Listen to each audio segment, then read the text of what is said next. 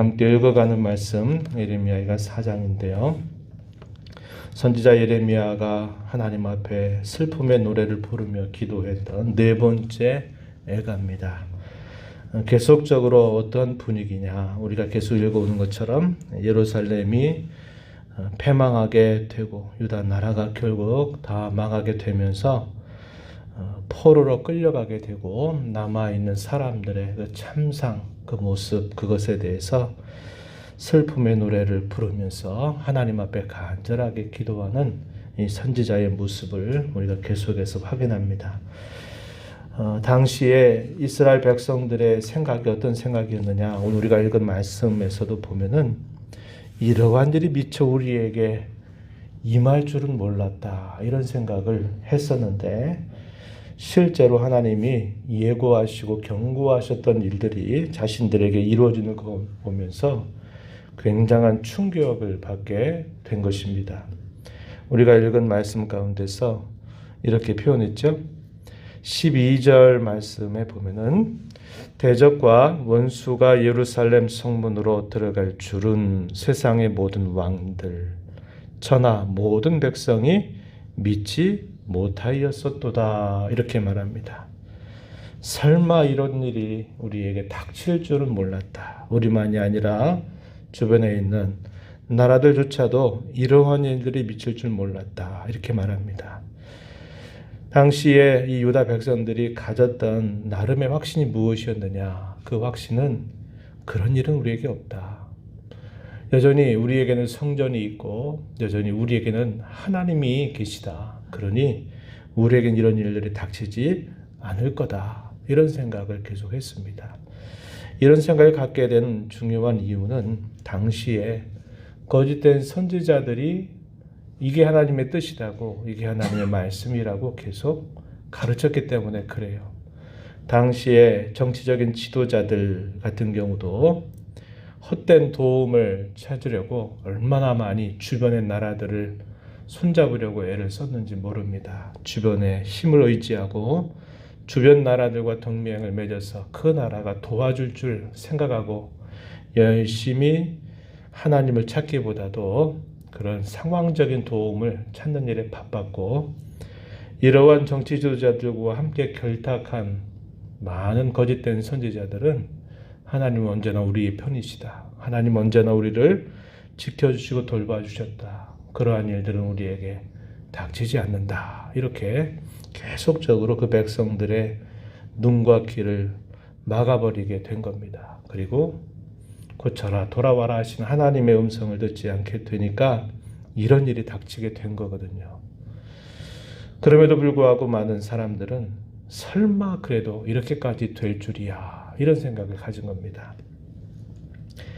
잘못된 하나님을 아는 지식, 잘못된 신앙, 이것은 잘못된 확신을 갖게 만들고, 이런 잘못된 확신은 어느 순간에 한순간에 무너지게 돼 있다라는 것을 우리가 이 말씀을 통해서 잘 확인하게 됩니다.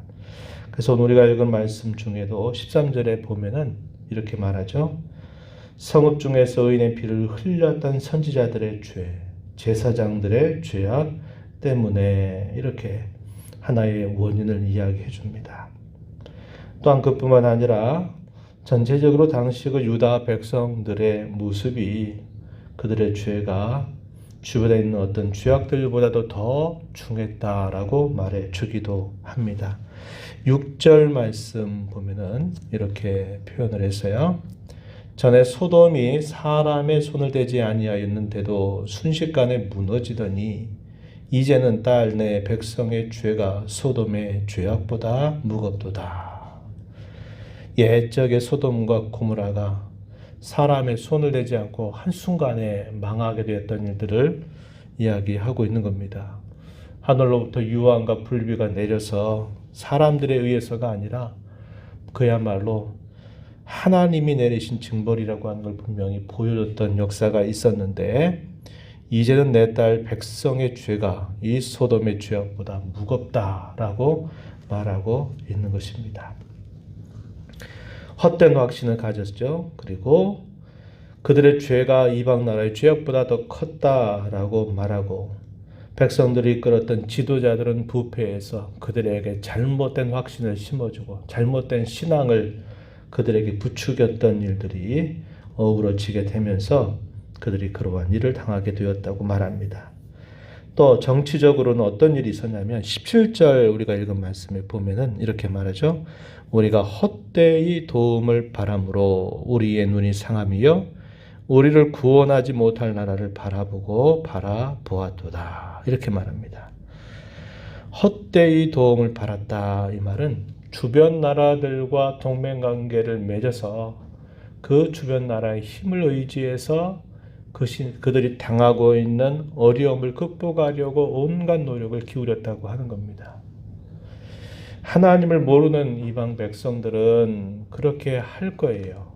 그렇게 할 수밖에 없어요. 그러나 하나님은 자기 백성들에게 다 이방 나라의 도움은 다 헛되다. 너희가 의지하는 것들이 오히려 너희를 부끄럽게 하고 말 것이다. 라는 말씀을 계속하시고 진정한 도움 대신 하나님을 바라봐라. 하나님이 뭘 말씀하신지를 들어라. 그 뜻을 따라라. 그러면 산다라는 말씀을 끊임없이 해주셨거든요. 그런데 당시에 사람들이 그런 일들을 하지 않고 도움이 되지 못하는 헛된 도움들을 구하는 일에 바빴고 자신들이 처해지는 위기 속에서 구원하지 못할 이방의 나라들을 바라봄으로 이러한 일들이 그들에게 닥치게 되었다라고 말하고 있습니다. 그러나 우리가 읽은 이 마지막 절에 보면은 예레미야의 소망이 또 하나님을 향한 그의 기대, 이것이 마지막 절에 표현이 되었는데 22절에 한번 보면은 이렇게 말합니다. 나의 시온아, 내 죄악의 형벌이 닿았으니 주께서 다시는 너로 사로잡혀가지 아니하게 하시리로다. 하나님께서 놀랍게도 그들을 낮추셨다는 겁니다. 물론 그들의 죄에 대하여 하나님이 진노를 바라셨지만 그 진노는 그들의 죄를 따라서 그대로 내린 진노가 아니에요. 항상 하나님은 자기 백성들에게 노를 바라신다 하더라도 그것은 항상 긍휼과 사랑을 바탕으로 해서 그들을 고치기 위해서, 그들을 새롭게 하시기 위해서 하나님이 일시적으로 베푸시는 정도라는 거죠.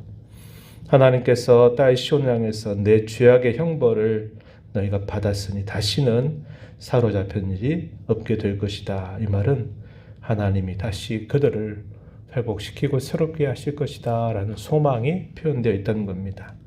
그러나 반면에 형제 국가였던 에돔 나라는 어떻게 했습니까? 이 유다 백성들이 어려운 일을 당하게 될 때 잘 됐다. 옆에서 박수치면서 그래 너네 그 꼴이 뭐냐? 그러면서 그 악한 일에 동조하고 이스라엘 백성들이 어려움을 당할 때 거기에 박수치면서 환호했던 그들을 말합니다. 그들을 향해서 뭐라고 말합니까? 마지막 부분에 딸 에돔아 주께서 내 죄악을 벌하시며 내 허물을 드러내시리로다.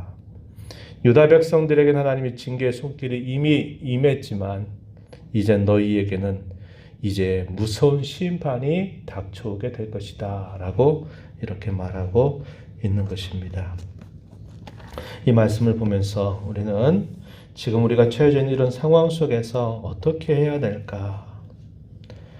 알듯 말듯 참 어려운 일이지만 분명한 사실은 하나님만이 우리의 진정한 도움이 되신다. 헛된 확신들, 헛된 바람들, 이것들을 우리가 조심해야 되고 우리를 참으로 도와주시는 하나님, 위경 가운데서 우리를 참으로 구원해 주시는 하나님을 바라보고 하나님 앞에서 우리 자신을 살펴서 내가 하나님 외에 다른 것들을 더 의지하지 않도록 우리 마음을 잘 추스려가는 자세를 가져야 하겠습니다.